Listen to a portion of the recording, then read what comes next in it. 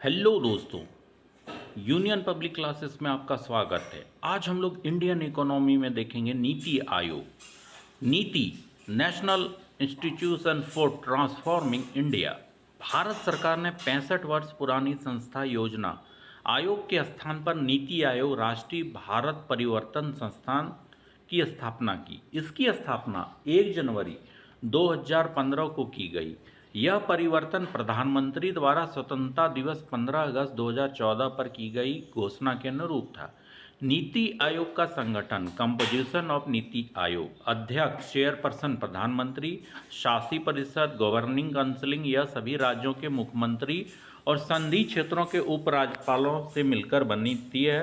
क्षेत्रीय परिषदें, regional councils,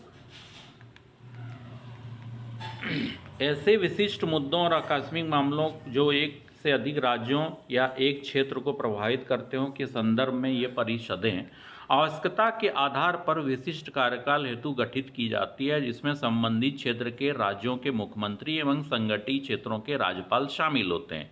इनका संयोजन प्रधानमंत्री द्वारा किया जाता है तथा इनकी अध्यक्षता नीति आयोग के अध्यक्ष, प्रधानमंत्री या उनके द्वारा नामित व्यक्ति द्वारा की जाती है। विशेष आमंत्रित, स्पेशल इनवाइटीज।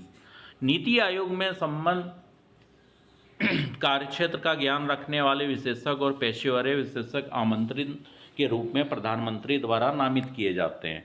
पूर्णकालिक संगठनात्मक ढांचा, फुल टाइम ऑर्गेनाइजेशनल स्ट्रक्चर। अध्यक्ष के रूप में प्रधानमंत्री के अतिरिक्त नीति आयोग के पूर्णकालिक संगठनात्मक ढांचे के निम्नलिखित सदस्य शामिल होते हैं।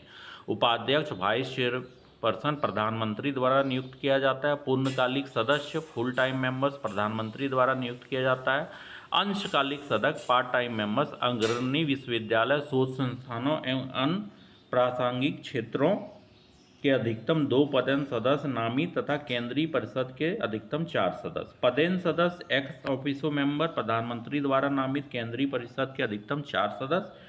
मुख्य कार्यकारी अधिकारी सीईओ, चीफ एग्जीक्यूटिव ऑफिसर प्रधानमंत्री द्वारा नियत कार्य के लिए भारत सरकार के सचिव के स्तर के अधिकारी को सीईओ नियुक्त किया गया है।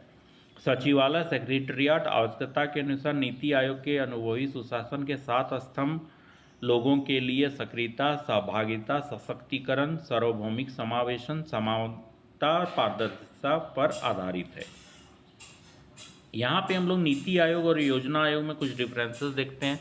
तो योजना आयोग 15 मार्च 1950, नीति आयोग 1 जनवरी 2015। यह रूस के विदेशी मॉडल पर आधारित है।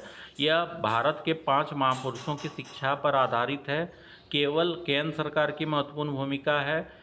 सरकार के साथ साथ निजी क्षेत्र की भी भूमिका है। पीपीपी मॉडल केंद्रीय भूमिका पर केंद्रित है। केंद्र और राज्य के सरकारों की भूमिका समान रूप से है।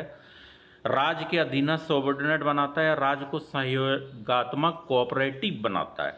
यह योजना का अनुमोदन स्वयं नहीं करता है, यह योजना का अनुमोदन स्वयं करता है। यह संघवाद का विरोधी माना जाता है। यह सहयोगात्मक संघवाद कोऑपरेटिव फेडरलिज्म पर आधारित है।